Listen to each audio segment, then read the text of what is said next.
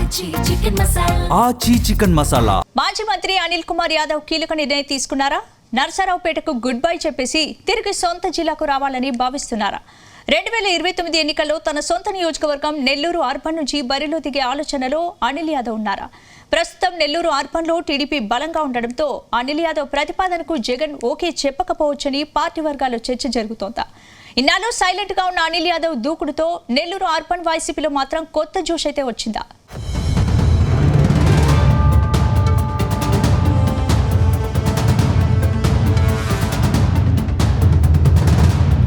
నెల్లూరు జిల్లా రాజకీయాల్లో ఆయన ఫైర్ బ్రాండ్ లీడర్. వైసీపీ అధికారంలో ఉండగా మాజీ మంత్రి అనిల్ కుమార్ యాదవ్ ఓ వెలుగు వెలికారు. రాష్ట్ర మంత్రిగా సేవ చేశారు. కానీ ఫ్యాన్ పార్టీ అధికారం కోల్పోగానే సైలెంట్ అయ్యారు. 2014 నుంచి 2019 అసెంబ్లీ ఎన్నికల్లో నెల్లూరు సిటీ నుంచి అనిల్ కుమార్ యాదవ్ ఎమ్మెల్యేగా విజయం సాధించారు. 2019 ఎన్నికల్లో వైసీపీ అధికారంలోకి రావడంతో ఆయనకు మంత్రి పదవి కూడా దక్కింది. అప్పట్లో అనిల్ మంత్రిగా ఉన్న సమయంలో కూటమి నేతలను డైరెక్ట్గా అటాక్ చేశారు. అంతేకాదు, జగన్ కోసం ఎంత దాకైనా వెళ్లేందుకు సిద్ధంగా ఉండేవారు. అందుకే గత అసెంబ్లీ ఎన్నికల్లో నెల్లూరులో అనిల్పై తీవ్ర వ్యతిరేకత ఉందని నరసరావుపేట పంపించారు. అక్కడ ఓడిపోయిన తర్వాత తిరిగి నెల్లూరు వస్తానని అనిల్ కోరారు. కానీ అందుకు జగన్ ఒప్పుకోలేనట్లు తెలుస్తుంది. ప్రస్తుతం ఎమ్మెల్సీ పర్వతనేని చంద్రశేఖర్ రెడ్డిని నెల్లూరు రాజకీయాల్లో యాక్టివ్ చేశారు.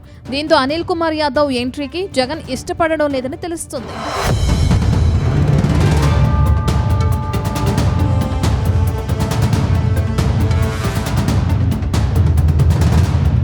ఇప్పుడు నెల్లూరు రాజకీయాల్లో అనిల్ కుమార్ యాదవ్ యాక్టివ్ అవుతున్నారు.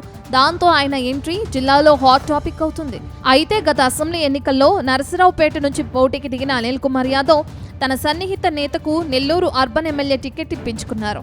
కానీ ఇప్పుడు తిరిగి నెల్లూరు అర్బన్ సీటు మీదనే అనిల్ కుమార్ దృష్టి పెట్టారని తెలుస్తుంది.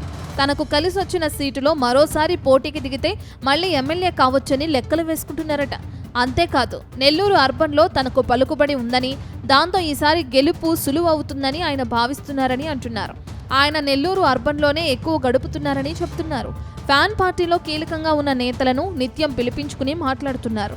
మరికొందరు నేతలతో సమావేశాలు జరుపుతున్నారు.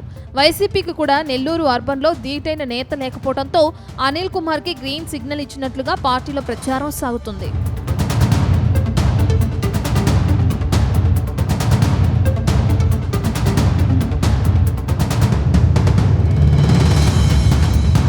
మరోవైపు నెల్లూరు అర్బన్లో టీడీపీకి గట్టి పట్టుందని అంటున్నారు. అనిల్ కుమార్ గెలవడానికి కారణమైన కోటంరెడ్డి శ్రీధర్ రెడ్డి టీడీపీలో కొనసాగుతున్నారు. అలాగే వైసీపీలో ఉంటూ పార్టీకి ఎంతో అండగా ఉన్న వేమిరెడ్డి ప్రభాకర్ రెడ్డి కూడా టీడీపీలో కీలకంగా ఉండటమే కాదు, నెల్లూరు నుంచి ఎంపీగా ఉన్నారు. ఇక అనిల్ సొంత బాబాయ్ కూడా వైసీపీని వీడిపోయారు. అనుచర వర్గం చెల్లా చెదురైంది. మరోవైపు మంత్రి నారాయణ కూడా ఇక్కడి నుంచి ఎమ్మెల్యేగా ఉంటున్నారు. ఆయన వ్యూహాలతో నెల్లూరు అసెంబ్లీ సీటులో పటిష్టమయ్యారు. మరి నారాయణను ఢీ కొట్టడం అనిల్ కుమార్ యాదవ్కి అంత ఈజీ అవుతుందా అన్నదే చర్చ జరుగుతుంది. అయితే వచ్చే ఎన్నికల నాటికి వైసీపీ హవా ఉంటుందని, దానికి తోడు పార్టీని బలోపేతం చేసుకుంటే తిరుగు ఉండదని అనిల్ కుమార్ భావిస్తున్నారని చెప్తున్నారు. మొత్తానికి అనిల్ కుమార్ నెల్లూరు నుంచే మరోసారి తన రాజకీయ జాతకాన్ని పరీక్షించుకోవడానికి సిద్ధపడుతున్నారని పార్టీ వర్గాల్లో జోరుగా ప్రచారం సాగుతుంది.